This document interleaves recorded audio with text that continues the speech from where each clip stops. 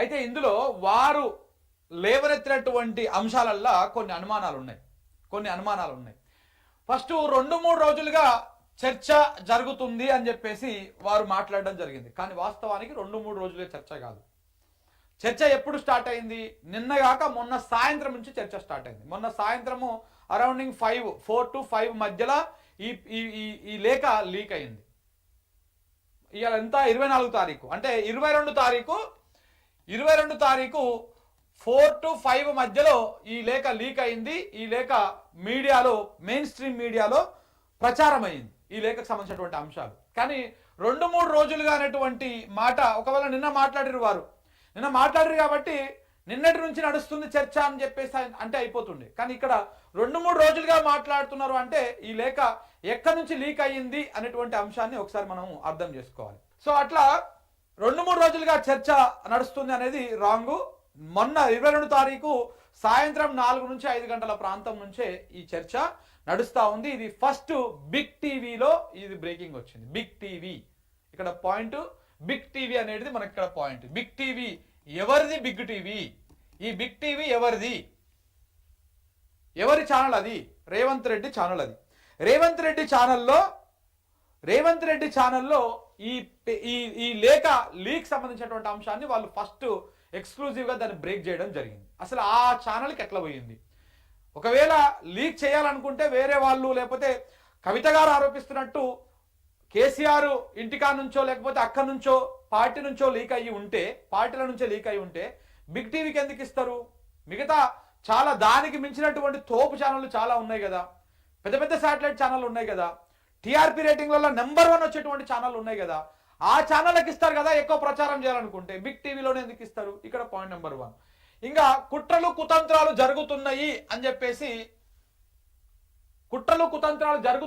చెప్పేసి నేను గతంలోనే చెప్పినా అన్నట్టు, రీసెంట్గా చెప్పినా అని చెప్పేసి వారు అన్నారు. కుట్రలు కుతంత్రాలు జరుగుతున్నాయి అని చెప్పేసి కవిత గారు ఎక్కడ కూడా రీసెంట్గా కూడా బయట ఎక్కడ కూడా మీడియాతో కానీ, మీడియా చిట్చాట్లో కానీ, ఆఫ్ ద రికార్డ్ కానీ చెప్పలేదు. ఇక్కడ పాయింట్ నెంబర్ 1.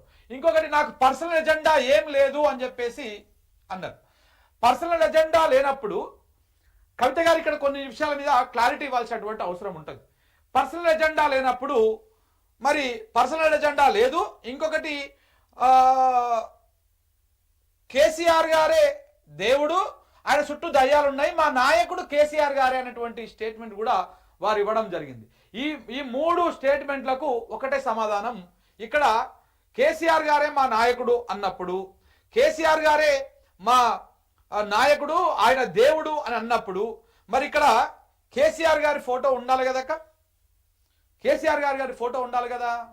కవితకి ఎప్పుడైతే ఆమె ఫారిన్ నుంచి ఇండియాకు, హైదరాబాద్కు వచ్చిన నేపథ్యంలో ఎయిర్పోర్ట్లో స్వాగతం పలుకుతూ ఆమె జాగృతికి సంబంధించినటువంటి కొంతమంది నాయకులు స్వాగతం పలుకుతూ ప్లకార్డులు, బ్యానర్లు ఇట్లా ప్రదర్శించారు. ఆ ప్లకార్డులు, బ్యానర్లు ప్రదర్శించిన కాడ ఎక్కడ కూడా గులాబీ జెండా కలర్ కానీ, గులాబీ రంగు కానీ, ఎక్కడ కూడా కేసీఆర్ గారి ఫోటో కానీ, లేకపోతే కేటీఆర్ ఫోటో కానీ, పార్టీలో ఉన్నటువంటి వాళ్ళ ఎవరి ఫోటోలు కూడా లేవు. కేవలం టీం కవితక్క అని చెప్పేసి వచ్చేసింది. మీ నాయకుడు కేసీఆర్ గారే అయినప్పుడు టీం కవితక్క ఎక్కడి నుంచి వచ్చింది? అసలు పోనీ ఇప్పుడు మిగతా వాళ్ళ మీద ఒకవేళ క్లాసెస్ ఉంటే నాయకుడు కేసీఆర్ గారు అయినప్పుడు కేసీఆర్ గారి ఫోటోనన్నా ఉండాలి కదా, ఇందులో ఎక్కడన్నా కేసీఆర్ గారి ఫోటోలు ఉండాలి కదా. మరి అగో ఇక్కడ ఒక దాంట్లో పెట్టేట్టున్నారు. మరి ఇది ఏంటి అనేది అర్థం కాని విషయం. ఇక్కడ కూడా కొంత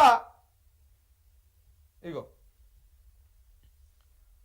అంటే ఇక్కడ ఆమె మాట్లాడిన దాంట్లో కూడా చూడండి మిత్రులారా, గులాబీ జెండా అని కానీ, లేకపోతే బీఆర్ఎస్ పార్టీ అనేటువంటి అంశాన్ని కూడా ఆమె ఎక్కువగా ప్రస్తావించలేదు. ఇక్కడనే చాలా అనుమానాలు వస్తూ ఉన్నాయి. ఇక దీంతో పాటు ఇంకొక అంశాన్ని కూడా వారు ప్రస్తావించినారు. ఏంటిది?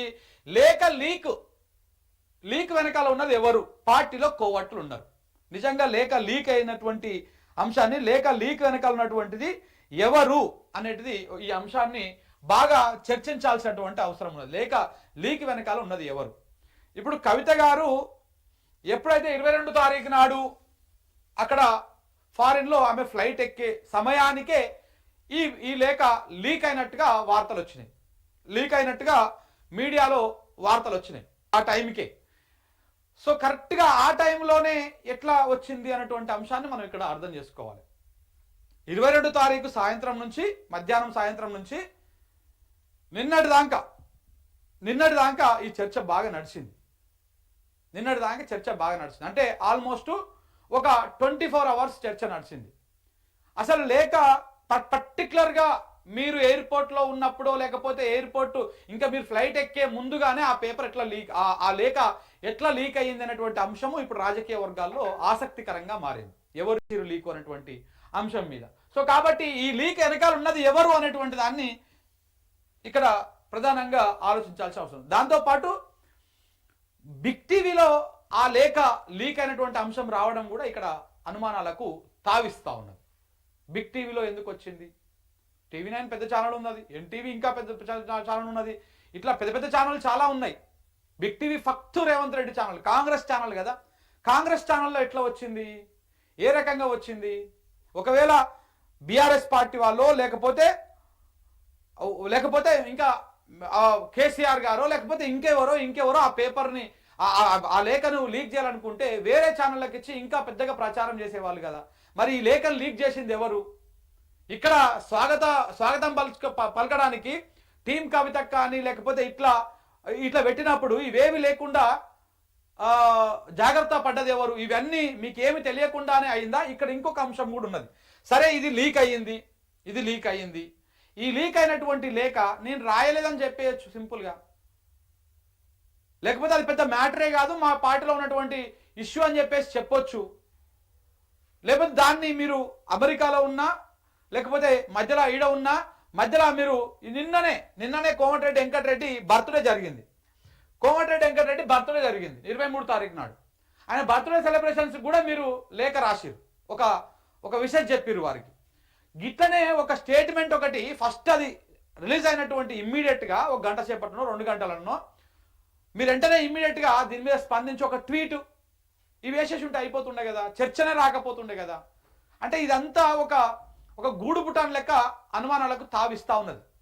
పార్టీలో ఇంటర్నల్గా అట్లనే అనిపిస్తూ ఉన్నది, బయట ప్రజలకు కూడా ఆ రకమైనటువంటి అనుమానాలే వస్తూ ఉన్నాయి. సో కాబట్టి ఈ దీని మీద చాలా అనుమానాలు ఉన్నాయి.